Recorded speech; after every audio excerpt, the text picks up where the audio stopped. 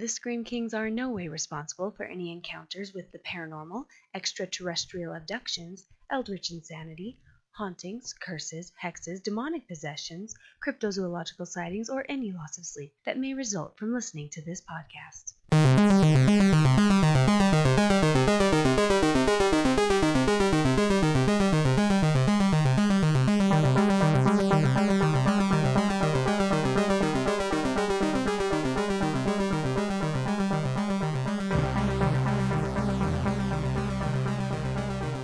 This is the Scream Kings podcast. I'm Nathaniel Darkus. And I'm Max George. If you can't tell from that sound, we're talking about Hereditary. But if you have seen Hereditary, you probably cringed and probably just throw your headphones across the room when you heard that. This movie is so good! Yes, I am incredibly impressed with this movie. I didn't know what to expect. I mean, the trailer was really creepy. But, we didn't know too much about the movie going in, thankfully. And that's the best way to see that movie. Yeah, really, I don't have even words to describe how much of a difference not knowing anything about the movie really helped terrify you. It was, but, fantastic. I mean, even if you know where the plot was going, which you don't, but even if you did, it's still just an impressive film, no matter what. But, I mean, we're going to get into that in a lot more detail. But first, we have a very special treat. Do you want to tell us a little bit more about what you did as soon as you saw Made in Utah? Yeah, so something really awesome about Hereditary is, as Nathaniel just mentioned, it was completely filmed in the glorious state of Utah. Where we both live. Yeah, it was locally done, and when I saw that, I could not withhold myself and had to reach out to the film company who kind of helped produce this movie. And bizarrely enough, they were incredibly receptive and extremely friendly to work with. And they've actually really have networked with us a little bit with the podcast. And so we were able to reach a couple of people with the company, and one of those being Scott Chester, who was the line director for this movie, which is essentially... he was the project manager for a lot of the different kind of aspects of filming this cinematic masterpiece, in my opinion.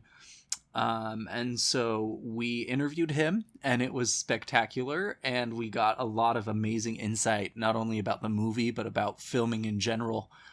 And we're just super excited. And honestly, he does probably a better job than we will at describing this amazing movie. Yeah, and so this is actually going to be the first of a very special two-part episode on Hereditary, because, like Max said, the people who worked on the film really opened up a lot to us, and so this episode we're going to have our thoughts on the movie and our interview with Scott, and then next week we're going to have another interview, maybe even two. We're still playing around with that. And also then kind of dig more into the demonic folklore of the film. So it's going to be really cool. I think you guys are really going to enjoy what we've been able to put together for Hereditary. But I guess without further ado, let's launch into the interview with Scott. I apologize if the sound quality isn't amazing. I did the best I could to clean it up, but we had to kind of record over Skype. But yeah, it's a really good interview, as you will see in just a second. It's heartening to see so many strange new faces here today. I know my mom would be very touched and probably a little suspicious. Been in production since the mid-'80s. I started out as an assistant to Pee Wee Herman's manager, and then ended up working with Pee Wee and that whole team for about 6 years through 3 seasons of the Playhouse and both of his features. And then I worked into being an independent production supervisor, production manager, line producer, whatever the project that I was being asked to work on required. Have never done a horror film before Hereditary. I've been fortunate to have, to work here in Utah. I have 2 years ago a script called Damsel came through, which actually opens tomorrow. with Robert Pattinson, and then the next summer, Hereditary came through. So it was good timing for me, and that they called and were interested in having me work on it, and then of course to be able to work on a film like Hereditary that's being so well received is pretty exciting. I can only imagine. For those of us outside of the film industry, can you shed a little bit of light of what exactly you do as a line producer?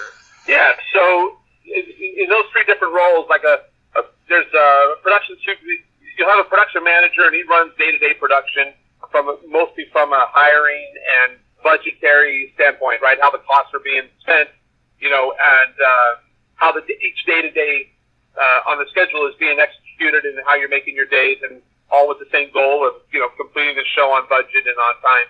A production supervisor will be somebody who helps out with the production manager if the show's got some other elements in play that require, whether it's special effects or stunts or second units that are running. Sometimes been on shows where a production manager, like the show may require a lot of night shooting, so the production manager a lot of times will work during the day, and because there's so much work to do with vendors and accounting, and then need someone to run the set at night, and that's where I would come in as a supervisor. In the line producer role, you're covering kind of all of that, as well as just overall production, helping with cast, not necessarily involved in casting the film, but just helping when you have the cast coming in and how they integrate into the show and travel and et cetera, as well as all the other, just production elements. So you're overseeing a UPM and a production supervisor. You had one.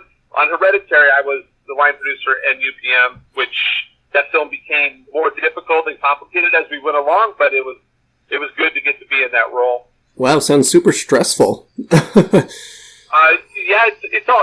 production can be hard. You work a lot of 12, 14, 15-hour days, but it's always different. Every day is different, and it's kind of an adrenaline rush working on films. In the end, no day is the same. And you have so many elements in play every day, and so many extenuating circumstances that can affect that day, whether it's mechanical or weather or what have you. But it is fun, and it's really fun when you're getting to work together with a super experienced team and real creative people, which that's what Hereditary had. And he just basically said, in production, you never know what comes at you, and that's the way production is, and it's almost a drug, I think. It's super hard, but you'll get phone calls to do projects, and the challenge of helping execute them and getting them on the screen is always something I enjoy, and you try to tackle it, and a lot of people in production have that same philosophy, I think, and that's what makes it fun. It's given me a career that's been really fun. Up and down, but I've got to work on some cool projects with some really great people, from directors and producers and cast members and just crew. But that we all don't get to work. We all work on a lot of films, and people don't get to see them always, And so to work on something that's getting such attention, and more importantly, I think a movie that's really moving people, even the way Hereditary moves people, whether they're just so disturbed or screwed up by it or frightened, it's pretty cool because it's working. So it's fun to have been part of that. Yeah, and we've talked about that on our podcast as well, especially with the horror genre, that a lot of times, and I know for me specifically, horror is very cathartic. It allows you to escape into a world that someone else has a bigger problem than you do. Are you a horror fan at all? Do you have a favorite scary movies or anything like that? I had never worked on a horror film before. I've been involved in action and comedies. As far as a moviegoer, it's never. I kind of don't like to be scared. There's films that I've watched The Exorcist. I love The Shining. Going back to the kind of those old classics. I also like the scary movies because I like the comedy element to it.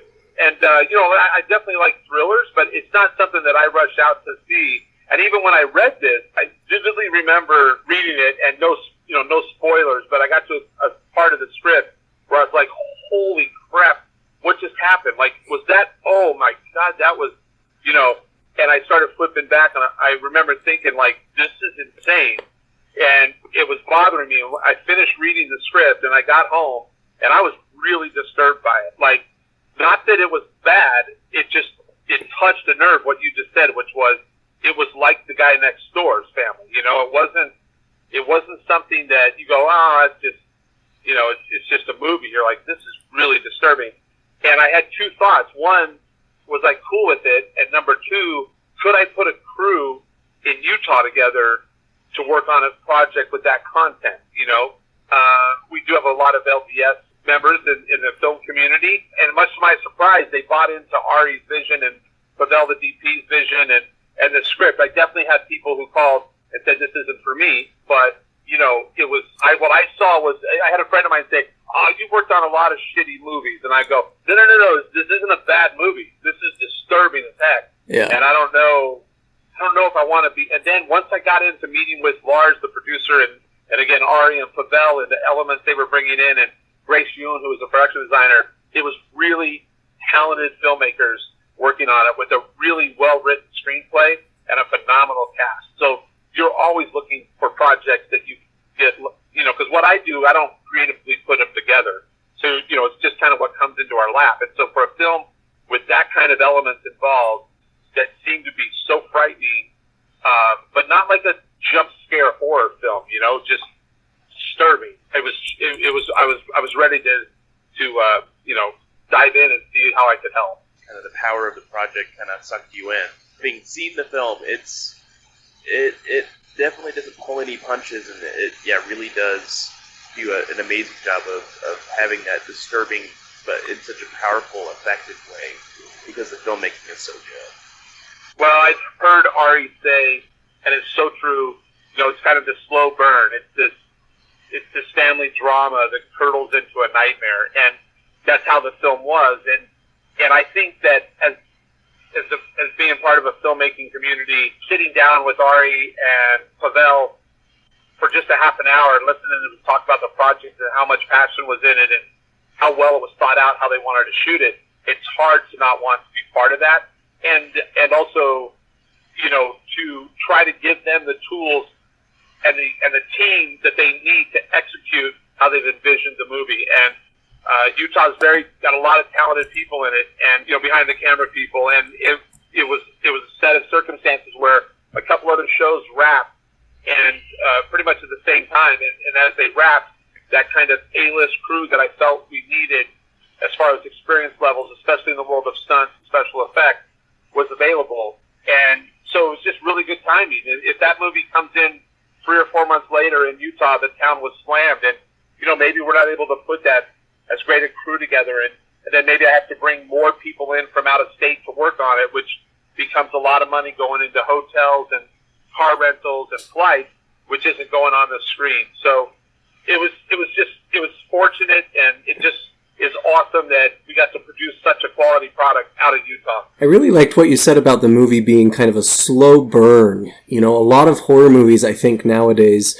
try and get in your face as soon as possible. You know, you see the demon, you see the witch, you see the monster within 30 minutes of the movie. And one of the best things I loved about Hereditary was that very fact that you weren't really sure what was going on until the very end of the movie. And when the shit hit the fan, you were very disturbed and very terrified. And I really, really appreciated that in this movie.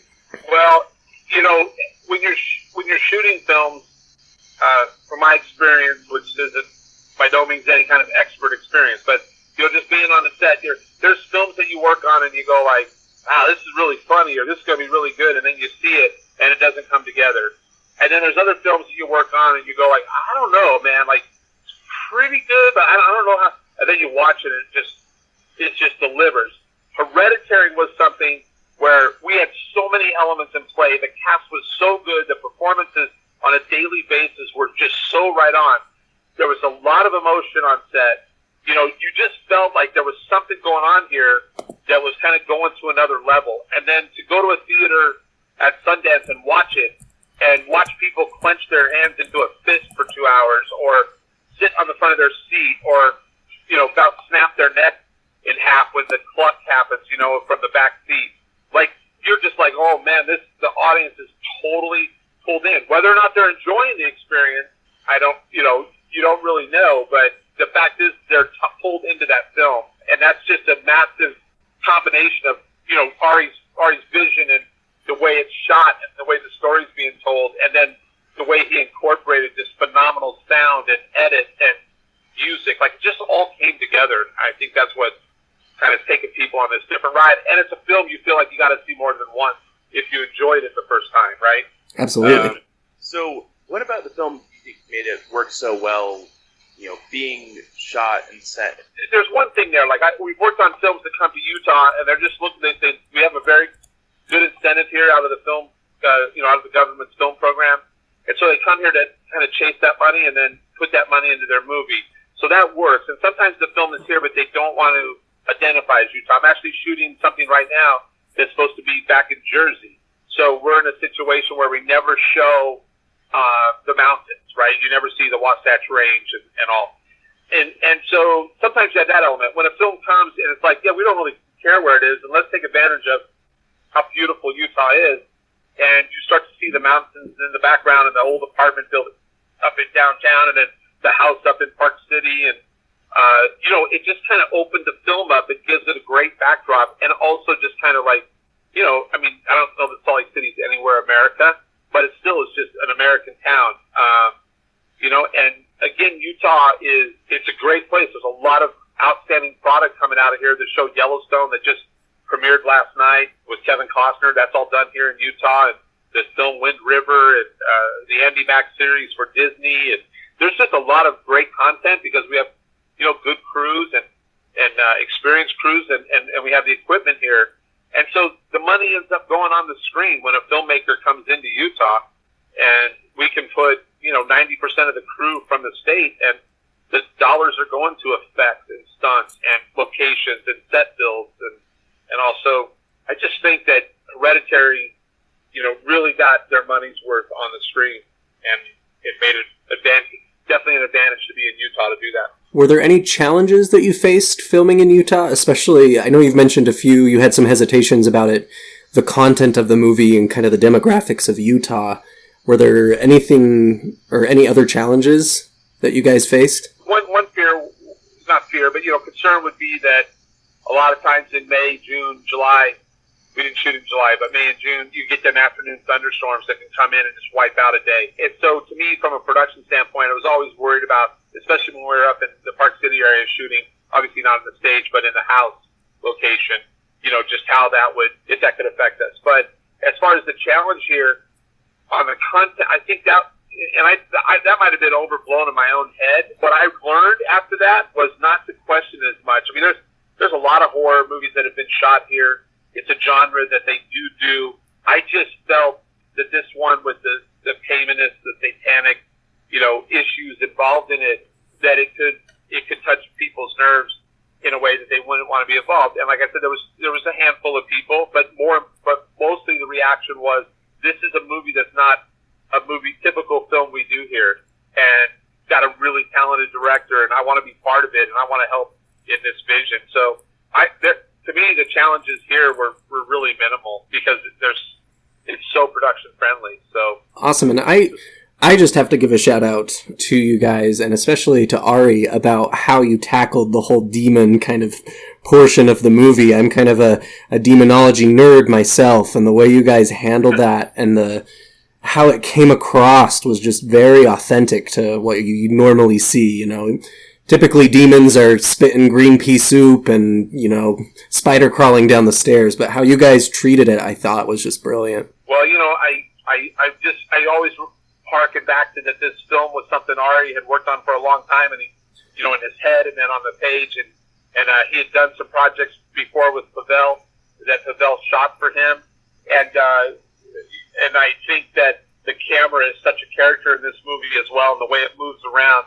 Agreed. And kind of helps tell the story, right? Like we shot so much on a dolly, which that then falls on having an outstanding camera operator and an outstanding focus puller, and again we were able to fill those needs. As far as all the demon stuff goes, I mean, from the jump, Ari, he had a vision about how to show it and how he wanted it to play, and he was able to translate that vision to the right people as far as special effects and VFX and the stunts, and sell that activity, I saw a thing on the internet the other day where it was a Hereditary challenge, like on Instagram or something, where people are like trying to push themselves up into their ceiling, like be frozen up in the corner by standing on furniture and stuff. And you're like, it's just amazing because it's so subtle in the film, right? It just you can feel the people recognize her up in the corner, or and it's just like there's a subtle gasp of air where it's like, oh my gosh, and it's just cool the way he shows it.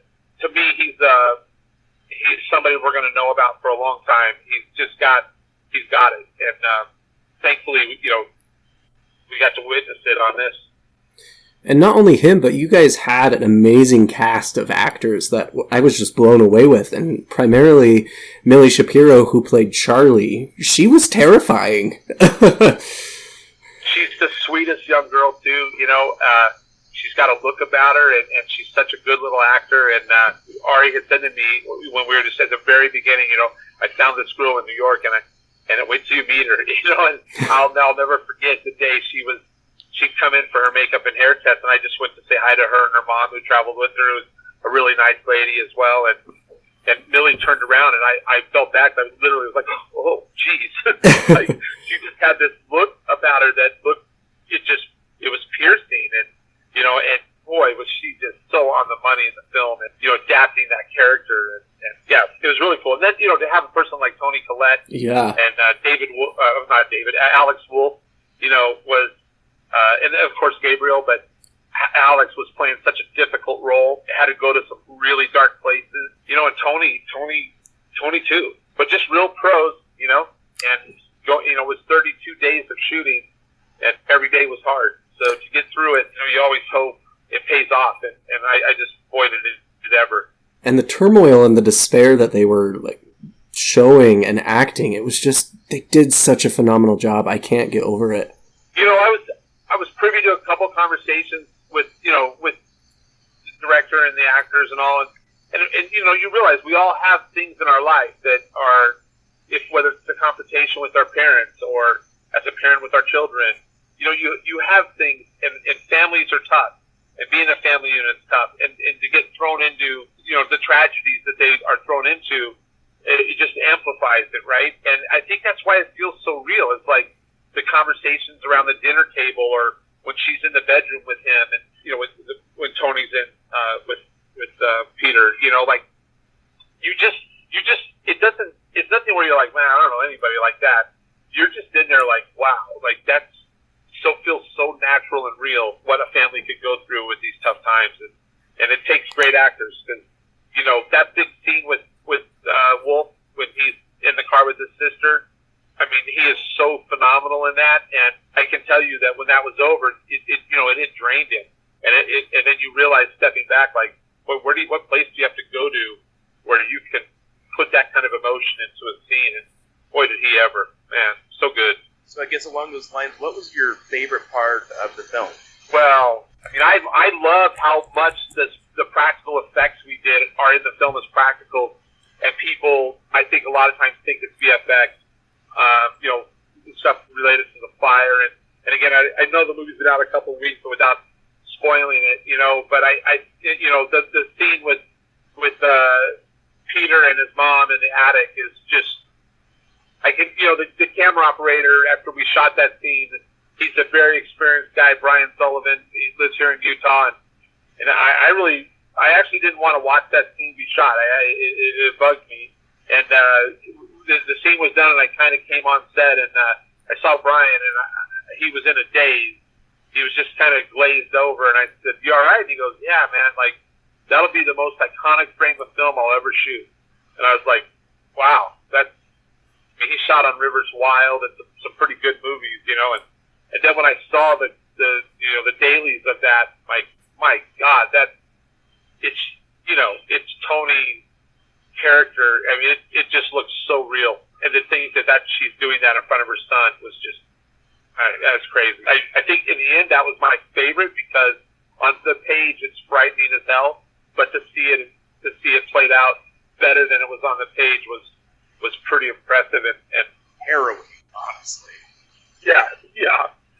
Like I learned on this, like I want to talk about the movie, but if you guys have listeners out there who haven't seen it yet, like you just got to go in as blind as you can. And A24 did a remarkable job with the marketing and allowing it to slowly build since the Sundance release, all the way to June, and to withhold still some of the best moments in the movie aren't even sniffed on in the trailer.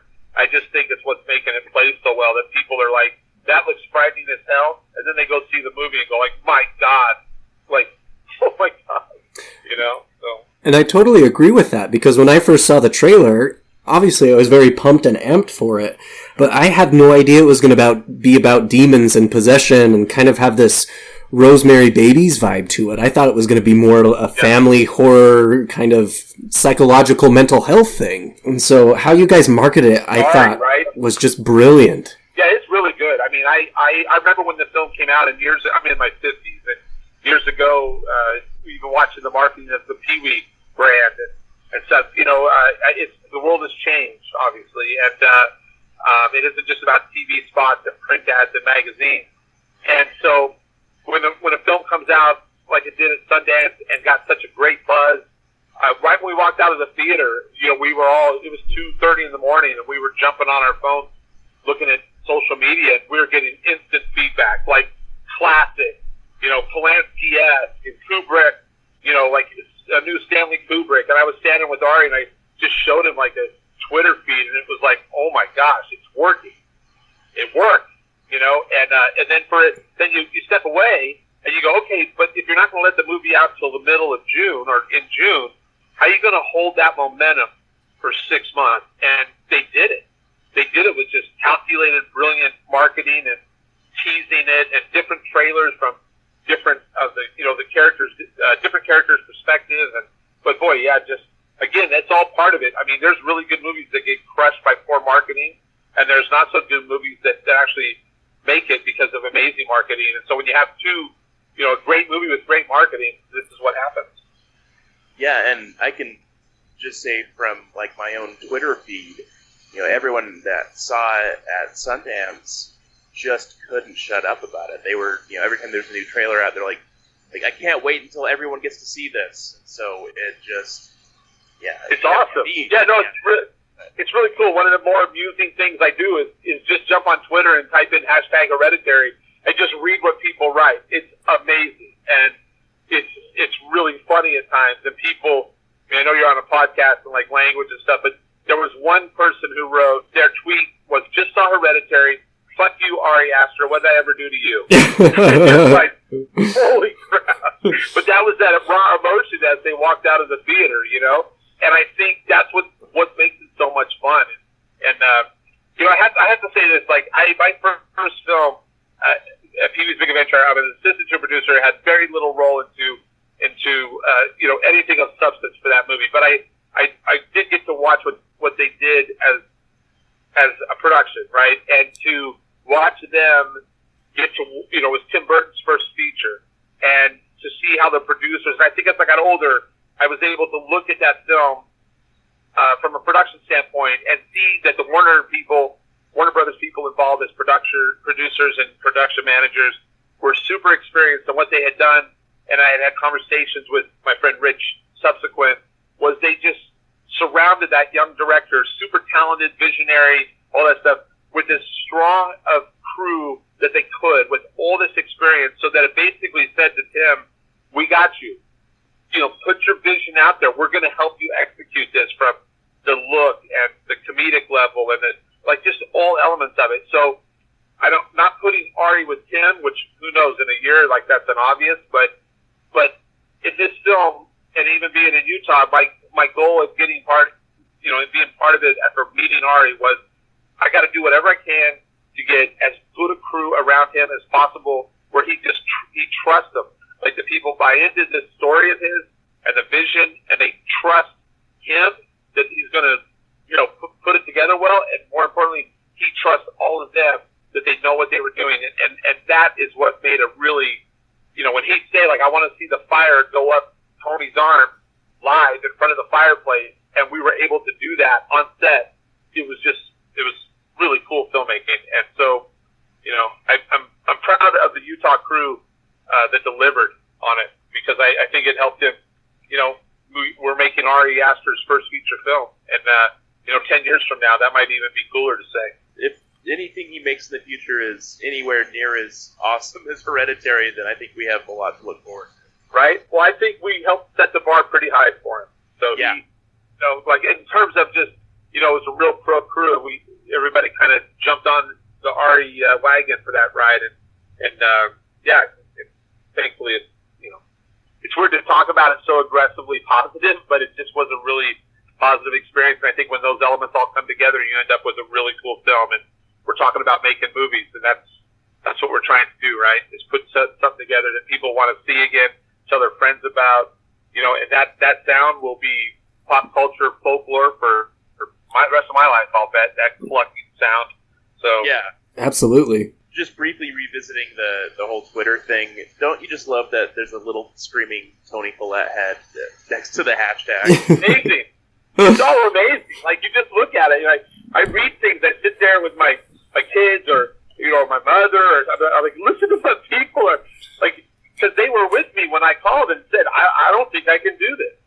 I don't think it's for me, and then I talked to two people I'm really close to that have nothing to do with the film business, and it was that one thing when the guy said, Ben, you've made really crappy movies, and I realized, like, no, this isn't crappy, and let's just go try to be a part of this and give these creative people the tools to make their film. And so then when it turns out where people are moved like that and screaming Toni Collette heads, and I just watched a little PSA that some theaters back east are using where they got Charlie Graham, like she's Billy's there, and she's basically telling people to stop clucking, that it's now one of the banned items from the theater, and if you keep clucking, we know who you are, and our family knows how to deal with you.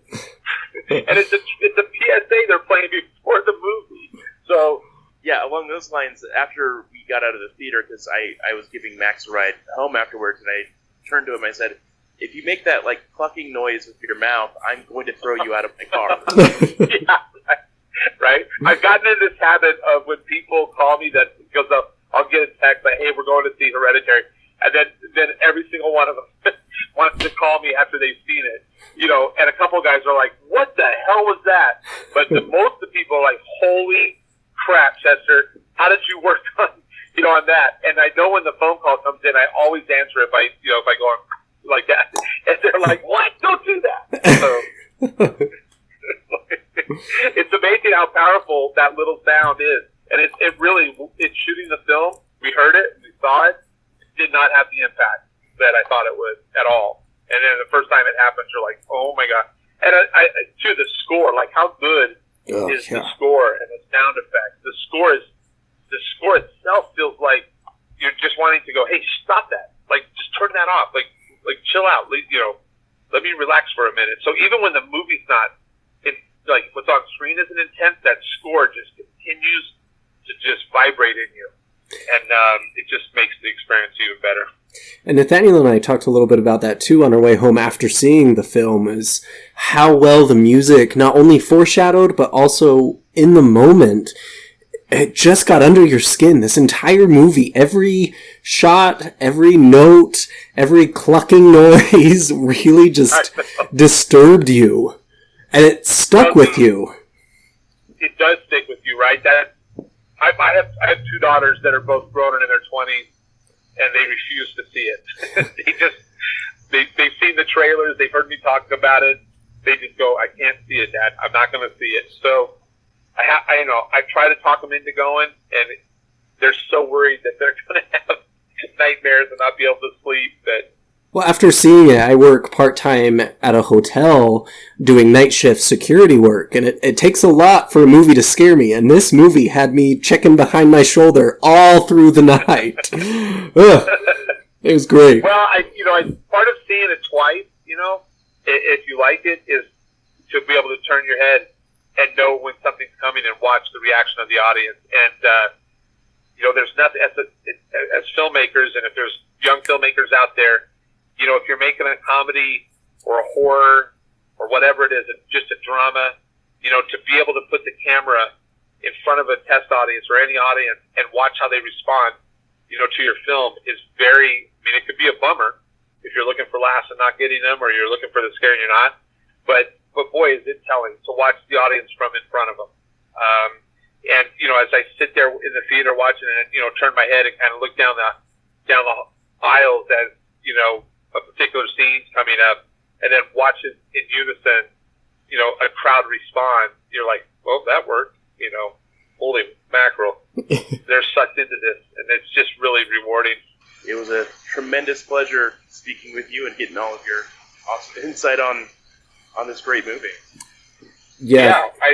I thank you guys for calling, man. Like, I hope that people that listen to y'all they're horror fans, right? And what's been amazing, I would say this, what's been amazing about Hereditary's life path so far was how the horror genre, which again, I wasn't necessarily, I didn't not like it, but I wasn't a big fan. Like, it wasn't something I just buried myself in. But watching it from this perspective now, how they stay true to it and not, like, no one's telling the secrets, right? No one's letting it out because they know how powerful the experience is when you go in. And being a comedy fan, movies come out that are comedies, and if they're funny, you hear the jokes within 24 hours of the release of the film, right? But the horror fan seems to, like, appreciate and respect the genre so much, and when something's working and it's exceeding expectations, they want every other horror fan to get that same experience. And I think it's so true, watching how that's unfolded on Hereditary. So, God bless the horror fans for keeping secrets. Don't you ever raise your voice at me! I am your mother! We're back. So, Oh my gosh. yeah, I love all of the insight that Scott gave us. It made me love that movie even more, having been able to speak with him about the film. Such a good movie. It's so amazing that this little podcast has kind of allowed us to network and connect with these incredible people who have done so much with their lives, especially within the film genre. For me growing up, I always wanted to be a film director. So to talk to someone who's actually living that career, it was fantastic. Thank you so much, not only to Scott, but also to the Utah Film Studios for allowing this amazing thing to happen for our podcast. But yes, I guess we dig into our thoughts about the movie. Yeah, I think we kind of mentioned a few parts here and there with Scott, but do you maybe want to start us off and kind of tell us about a few favorite parts of the film? I love that it lets you just soak up the dread of the viewer. Like, a lot of movies, if they're slower, you can get bored.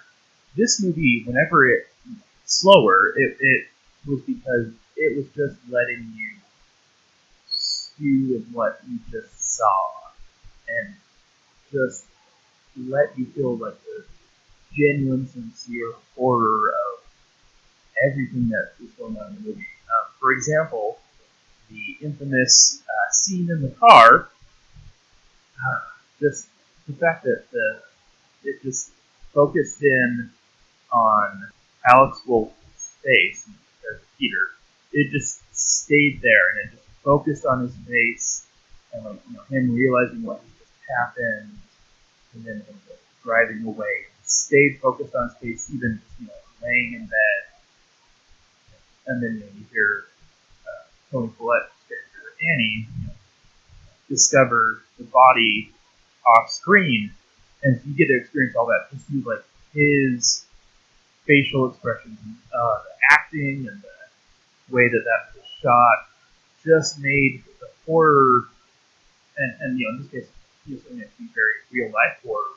It just made it so much more powerful because it warrants that level of this awfulness. Yeah, and I think you really touched on something that I really enjoyed too, was that this horror movie, I've seen a lot of posts online that some people kind of thought the pacing was a little too long, but at the same time, this is a true horror movie, not because it has jump scares, which it has a few, and they're very well done, but the bulk of the horror is in the discomfort it makes you feel throughout the entire movie. You never feel safe in this movie at all. It keeps you on the edge of your seat. It keeps your hands in fists.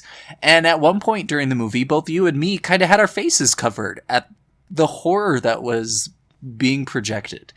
And I think you nailed it on the head. A lot of this realistic horror, the famous car scene with Alex Wolff, or the dinner scene where Toni Collette is yelling at her son and kind of resenting his existence. That is real horror, real life horror.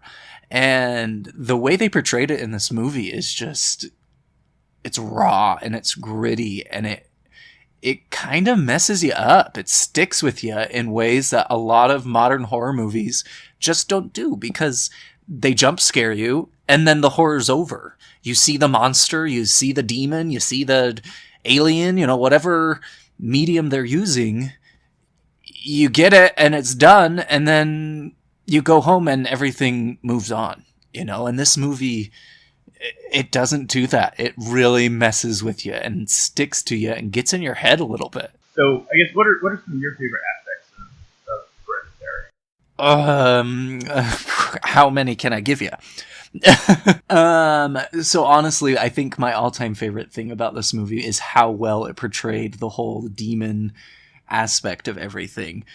So on the one hand, I had no idea that this was going to be about demons, which I think worked in my favor, because you see a movie that's about an exorcism or about possession, and you kind of start to generate these ideas of what the movie is going to have in it. And I had no idea about Hereditary that it was a possession film. And the way they handled the whole possession issue and the cult of Payman and everything that was leading up to this ultimate possession of Alex Wolff's character was done so well, almost in a respectful way to, this religion and this mythos of demons. There were no cloven hooves and horns. It was very subtle, very simplistic, and at the same time scared you out of your pants.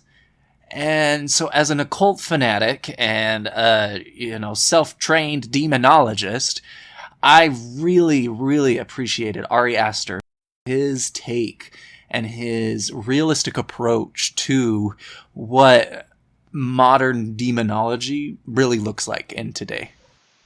Yeah, I like that it didn't fall into a lot of tropes, because we've seen all of those things. We've seen people painting stuff with blood everywhere, and all of the pentagrams all over, whatever. Like, this, let it be its own thing in a lot of really interesting ways. It let the cult be scary for very natural reasons, as opposed to just, hey, look, it's, like things that you see in a Marilyn Manson music video. Exactly. And I really appreciated how at the end, the demon obviously was very sinister and very malevolent, but it was more prying on the emotions of the people who were around Alex Wolff's character. And, any religious text you read nowadays that talks about exorcism, it's going to mention a lot of those negative emotions playing a factor. And another thing that I just thought was really fantastic and I appreciated in the movie was when Payman finally does possess Alex Wolff character. It's almost like it's this newborn infant kind of, he doesn't really know what's going on. He's got this cult who's worshiping him. And I think that, in my mind, is one of the best interpretations of possessions, because if you attribute the idea that, demons don't have bodies and their whole purpose on this earth is to possess the souls of the righteous or whatever, them actually obtaining a physical body would be a very new experience to them. And just the way Alex Wolff portrayed that, and it was just, it made you believe that this was really happening. And it's brilliant. It's so brilliant. I honestly believe that in 15 or 20 years from now, this movie will be the demon movie. You know, right now we have The Exorcist that really kind of set the bar for a lot of future demon movies. And I think Hereditary is going to be The Exorcist in a few years' time. It's that good in my mind. Yeah, well, I like it because it breathes a lot of new life. Because everything since The Exorcist has just tried to be The Exorcist. And that's not necessarily a bad thing, but this is like the freshest, most unique take on a possession story that I have seen ever, because it's just so different than a lot of them. I mean, like right. I feel like a lot of other movies with demons can do fresh and interesting things. Like, for example, Exorcism of Emily Rose. I felt like its format was really refreshing, but this is just something altogether different. And like I mentioned, it's really true and honest to the way I think and I've understood modern demonology to be. It's not this burning effigies and blood pentagrams on the wall. It's this group of people who believe in the spirit that they think can do good things for them, almost treating it like an adoration of an angel or a saint, and trying to bring to pass his existence. It blew my mind. Blew my mind. If you love demon movies, if you love possession movies, you have to see this. So let's talk about the scariest parts for us. I know you kind of mentioned one, that car scene, which I think we would all agree with. What else scared you? The whole final act. Yeah, seriously. Can we, disturbing. The whole last 30 minutes of the show. Oh my gosh. As soon as basically Steve, the husband, gets lit on fire, from then on, the movie is just, terrifying. And I think my favorite part of all of that was when Toni Collette kind of not Toni Collette, Alex Wolff's character, when he realizes his dad is burned to death, and in the distance you see one of the cult members stark naked in the hallway. And at this point, you're like, is this the demon? Is this the cult? What the hell is going on? Yeah, at that point, I think we're like, oh my gosh, the demon's behind him. But then it wasn't. And it wasn't the demon. It was just a cult person. But the whole movie had kind of made me want to see the demon. And even at the very end, when it's just at its worst, they still don't show you the demon. And it's brilliant. It's so brilliant. Yeah. The only time you see the demon in any sort of sense is just Alex Wolff's performance. That's a possessed Peter kind of grinning a little bit. You're like, ugh. Yeah, and again, that was more scary to me than actually seeing. The first thing I think of is in Annabelle Creation. I think they exposed the demon in that movie way too prematurely. And it's like this big, hairy Disney Beauty and the beast with glowing eyes. And at that moment, it just loses all horror to me. And this movie makes you use your imagination about what this demon looks like and what this demon acts like. And that is what makes it scary in my head. And I feel like a lot of the scares are very grounded in reality. Uh-huh. And I feel like the use of practical effects in the film too really contributed to that. The fact that they had some really impressive rigging and stuff for having Annie up in the ceiling kind of thing, creeping around, like that. Just all of the physicality of that, or the fact that they actually lit Toni Collette's arm on fire, and all of that. Like the fact that it had so many real practical effects made all of the performances that much more real, and made all of the scares that much more effective. You know me and practical effects. So, to not make this episode 3 hours long, fair. What level of scream would you get it on a scale 1 to 10? I'm split between a 9 and a 10, honestly. I'm the exact same way. I want to say, I'm going to go with a 9, but the fact that I'm still thinking about this movie every day, not just because we have interviews about it, it still is affecting me. makes me want to give it a 10, but ultimately, when I walked out of the theater, I felt pretty strong about a 9. So I'm going to go with a 9 for Screams. I would have to be the same way. I feel like you only have so many 10s to give out in your life, and so... But a 9 is impressive. Yeah, 9 I think is the highest scary movie that we've rated so far on the podcast. This movie is not for the light of heart. If you are an amateur into horror movies, I would wait a little bit until you see this movie. If you're a veteran of horror movies, stop what you're doing right now and go see this movie. And really, if demons get under your skin, if the whole possession idea gets under your skin, stay away from this movie with a 50-foot pole, because it will get to you and stick with you. I guess use like The Conjuring as a frame of mind. If that kind of demon scared you, you're going to want to think twice about this movie. Heck, if The Exorcist scared you, yeah, which it should have, because it's a great movie. But yeah, then Hereditary is just something special. I honestly didn't know, like, I looked at a list of like all the horror movies coming out this year, and I was like, I don't know. Like, but then when I saw this movie, I'm like, I don't know if anything's going to beat this year. It's such a good movie. Speaking of which, Crowns. For me, 10 out of 10, hands down. Yeah, I'm going to give it 10 Crowns as well. It was a very good movie. It was... The cinematography was beautiful, the music was well timed and fit the mood, the acting was just above and beyond. If Toni Collette's not nominated for an Oscar, I'm losing my faith in the Academy. And I think Ari Aster should get both nominations for his directing and his writing. Agreed. He is someone to look forward to. Like, anything that he does from here on out, I'm going to go see, just because of how good this movie was. So yeah, I mean, this movie is probably, in my opinion, up to this point, scariest/best movie of the year that I've seen so far. It's one of the best movies we've covered in the podcast. Agreed. And we're going to cover it again next episode. Dun dun dun! So I guess, should we wrap up then in the meantime? Yeah, again, I just wanted to give a huge special thanks to Utah Film Studios for allowing us to collaborate with them.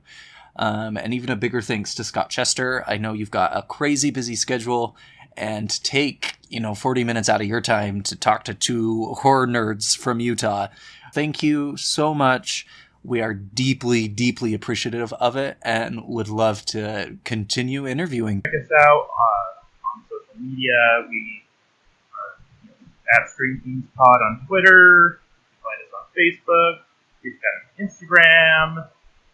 And also, we are now on Patreon. I am still figuring out all of our Patreon goals and all of that, but by the time this episode goes up, hopefully we'll have a fully functional Patreon page, and that's patreon.com/ScreenKings. All right. Well, definitely tune in for our next episode. Like Nathaniel mentioned, we are doing a 2-part Hereditary episode. Our next episode will feature an interview with Marshall D. Moore, who is the Vice President of Marketing for the Utah Film Studios, and maybe and potentially one of the actors from Hereditary will also be a guest. Regardless, whoever is interviewing on the episode, it's going to be an awesome, awesome one to listen to. And plus, we'll have a very special Cult Corner talking about the demon of Hereditary, Payman. I can't tell you how much research I've already done about Payman, because this movie just did such a good job. Stay spooky, friends.